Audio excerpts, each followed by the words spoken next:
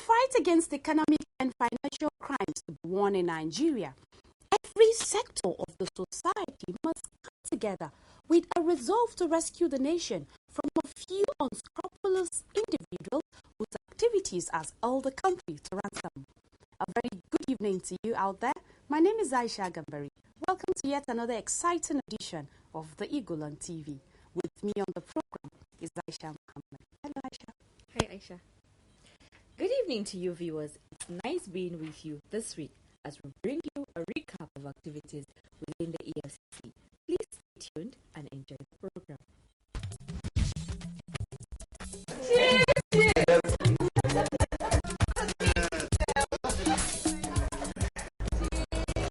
What is it? Please, keep to yourself. I got a telephone call. Anytime I close my eyes, I see dead people chasing me in my sleep. Is it possible for someone to become restless just because of his past? Nevertheless, unless you kill somebody dead, then the spirit will be haunted. Was you no contractors? I am blessed with all the money for the roads that are now dead traps, killing people every day. I approved the supplies of fake drugs on pipe and water. I am blessed with the money. I dey fear, Chief. You are supposed to fear especially now that the people of EFCC are chasing people who are doing to submit other people money. EFCC as well as their partners straight to this life. Chief, how you are? Life are not just about our wealth. Making money. When other people are they didn't die of hunger and neglect. Careful. EFCC watch. EFCC will get you anywhere, anytime. On our lineup today, Chairman of the Economic and Financial Crimes Commission, Ibrahim Lamurde, has said for local governments in Nigeria to achieve their aims of bringing development to the grassroots, the problem of systematic corruption must be curbed. Also today, one chief, Adekunle Omini Kushobowale, is currently being prosecuted by the Commission for offences bordering and obtaining money by false pretense. And as part of its efforts at enlightening and sensitizing the public on the dangers of economic and financial crimes, the EFCC has charged management and staff of the National Directorate of Employment, NDE, to be part of the fight against economic and financial crimes in the country. Kamali Gaby has the first report. Chairman of the Economic and Financial Crimes Commission, EFCC, Ibrahim Lamurde, has said that local governments in Nigeria cannot achieve their aims of bringing development to the grassroots if the problem of systemic corruption was not curbed.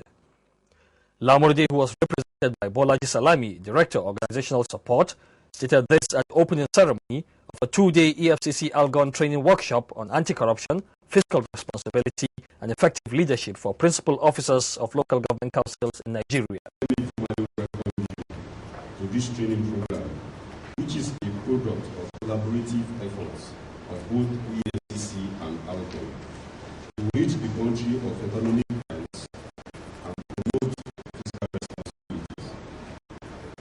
The theme of this training, anti-corruption, fiscal responsibility, and effective leadership for principal officers of local government councils in Nigeria, is therefore not only apt, but also timely. He said the problem of corruption and lack of fiscal transparency perhaps remains one of the hydra-headed factors that accounts for the inefficiency and the retarded growth that local governments continue to experience in Nigeria. Local governments are created all over the world to bring development to the local communities. They are therefore expected to develop the local economy so that jobs can be created and some small-scale industries can also grow in the process.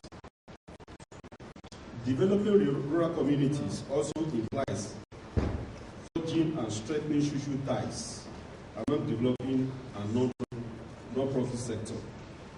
Lamurde said corrupt practices in the local governments have over the years rendered them inactive and devoid of concrete developmental initiatives. He said corruption thrives in the local councils through inflation of prices, overestimation of cost of projects, ghost worker syndrome, award of contracts, and subsequent abandonment and outright payment of huge sums of money to political godfathers.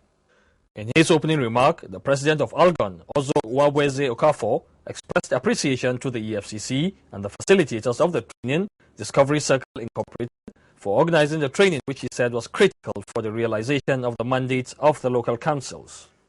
We know that the most critical challenge we have at the level of local government and governance at that level is not just about we have always singing about issues of autonomy for local government. We're singing about issues of finances and management and financial autonomy for local government. We've been talking about issues concerning having democratically elected councils at the local government. They haven't operated there for a very long time, and one of the chiefest challenges at that level of government is the issue of capacity. The capacity of the practitioners at that level, and the officers at that level, to deliver mandates to the people. We know that of all the tiers and levels of government, the local governments have the least capacity, they have the least structure. The systems there are not robust. The system we have at the local government is not well defined. So that is why we will have trainings and workshops like this. We see it as something that is very critical to the development of the local government system in Nigeria. In their respective goodwill messages, the acting chairman of the Fiscal Responsibility Commission, Victor Murago, and the representative of the Director General of Bureau of Public Procurement, James Akamu, said it is imperative that participants carry out their duties with fiscal prudence and due process. Who is a council chairman in Nigeria? If you ask me, is the most important segment, is the most important tier of government, in that you are expected to impact on the rural communities. So if you ever agree to go by the tenets of the training and imbibe the need to be fiscally responsible at that level, my brothers and sisters, I can tell you that the gospel of EFCC will be highly reduced. The gospel of Fiscal Responsibility Commission and that of Due Process Office. For me, I look at your office and those of your councillors as very, very critical for the survival of this nation. Even in terms of security, if you secure all the wards, if you secure the communities, if you secure all the local councils, for me, Nigeria will be completely secure. The point I'm making is that you're coming from a very important part of the nation. You're coming from a very sensitive tier of the government that touches on the grassroots. In the next few days, you'll be put through lectures, and I want to tell you the simplicity of it is, if you know you're not in a position to pay for a contract, due process will tell you you don't need to give that contract. And if you have to give out any contract, simplicity, you have to let it go through the processes. You have to consult. It must be your budget, your yearly estimate. The normal issue is that most times and often you find a situation whereby, because of political exigencies, we make promises which ordinarily we are not in a position, not even that you don't want to, we are not in a position to fulfill. I know where we are, which is EFCC, is one of the offices that you do not naturally want to come to. And I do encourage people when they have that opportunity, go and partner with EFCC anywhere you are, so that the day you need to come and give account, physical responsibility wise, then you'll be able to see record. I wish you all a celebration. In his closing remarks, Ayo Olowoni, commandant of the EFCC Academy, said the EFCC is a very friendly organization that is ready to partner with members of the public in winning the anti-graft war. He urged the training participants to key into the initiative in order to afford themselves the opportunity of learning new skills that would help improve their respective local councils. In another development, Chairman of the Economic and Financial Crimes Commission, EFCC, Ibrahim Lamorde, has charged management and staff of the National Directorate of Employment, NDE, to take part in the fight against economic and financial crimes in the country, as the Commission cannot do it alone. Lamorde, who was represented by Sito Wadja, Deputy Director, Public Affairs, stated this at the anti-corruption sensitization program organized by the Commission for Staff of NDE in Abuja. Nwaja said the essence of the program is to take the anti-graft campaign to the workplace and encourage workers to have a buy-in, as the EFCC alone cannot fight and win the war against corruption in Nigeria. The program which we are flying out this morning is specially designed for employees of the public private institutions. The essence is to take the anti-graft campaign to the workplace and encourage workers to have a buy-in, as the EFCC alone cannot fight and win the war against corruption in Nigeria. This public education and sensitization campaign has come a long way. In the recent past, similar campaigns have been extended to the Nigeria Customs Service, the National Airspace Management Agency, NAMA, the West African Examinations Council-wide, the Nigeria Liquefied Natural Gas, NLNG, Nigeria Deposit Insurance Corporation, and the Ministry of Transport to mention only a few. According to him, the cankerworm of corruption feeds on poverty, ignorance, unemployment, and fear of the unknown, adding that these subordinate monsters are what the NDE is uniquely placed and empowered to deal with.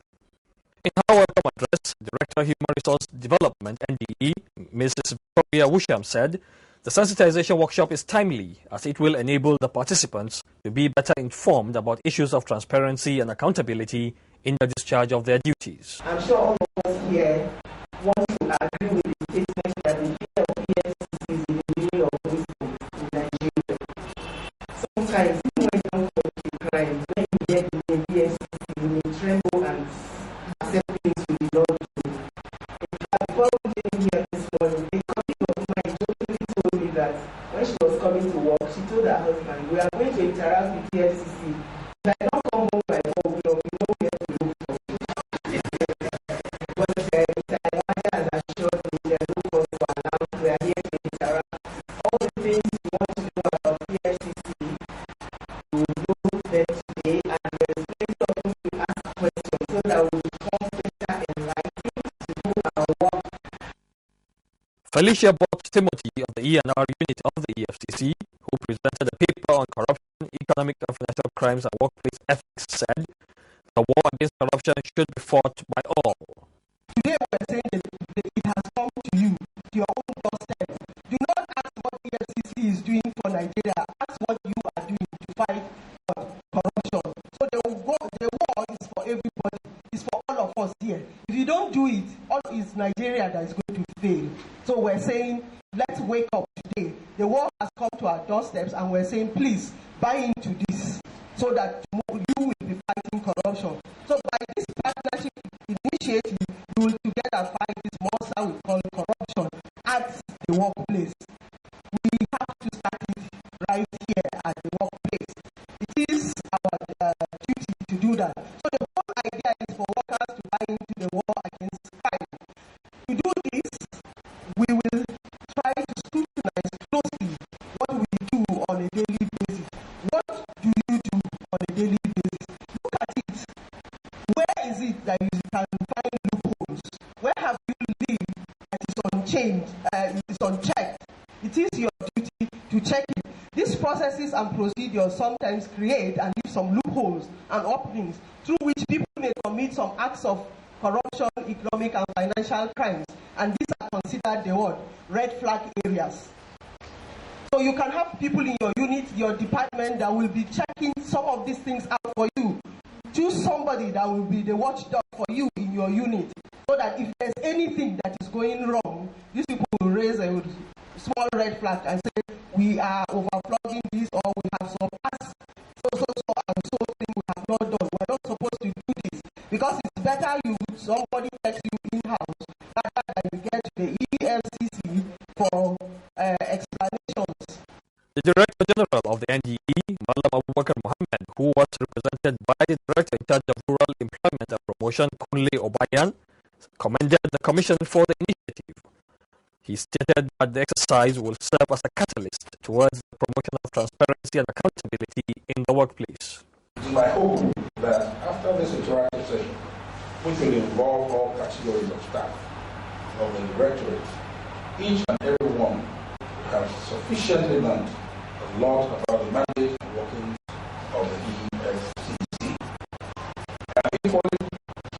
I equally believe that this exercise will act as a catalyst towards the promotion of transparency, accountability, and ethics in the workplace.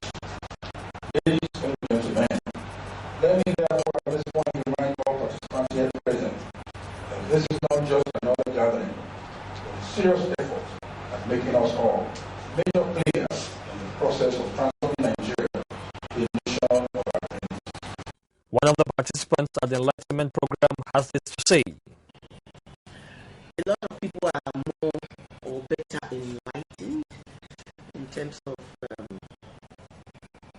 knowing what the EFCC is all about. It's not only about running after people who have committed offenses, they also know that it goes beyond the scope of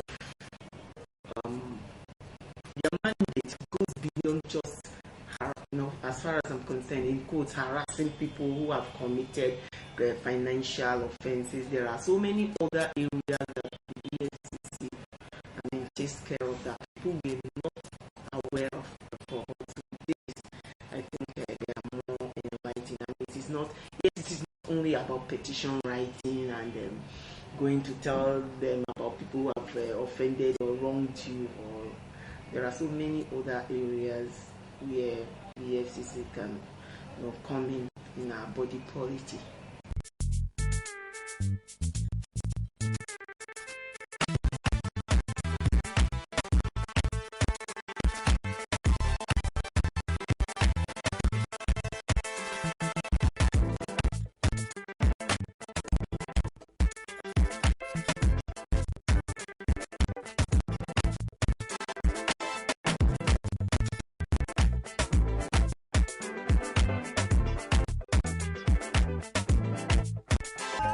EFCC will get you anywhere, anytime. Welcome back. Next is a report on the prosecution of one Adekunle Ominikun, a suspected land racketeer, before Justice Kudirat Abike Joseph of the Lagos State High Court.